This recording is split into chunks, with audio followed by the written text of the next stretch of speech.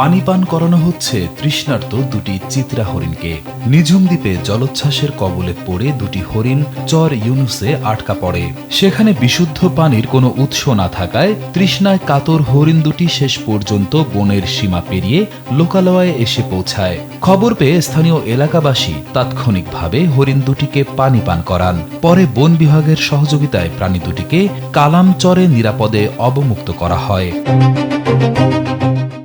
আমাদের এখানে চিত্রা হরিণ নিঝুম দ্বীপ থেকে জলোচ্ছ্বাসের কারণে জাহাজ মারা পুরাতন বাগানে চলে আসছিল। ওখানে চর ইউনুসে ওইখানে বিশুদ্ধ পানির অভাবে লোকালয়ে চলে আসছিল। ওয়ালটন ফ্যানের অ্যারোডাইনামিক ব্লেড ঘরের কোনায় কোনায় ঠান্ডা বাতাস ছড়িয়ে হাওয়া বদলে নেয়। লোকালয় থেকে আমরা উদ্ধার করছি দুইটা হরিণ।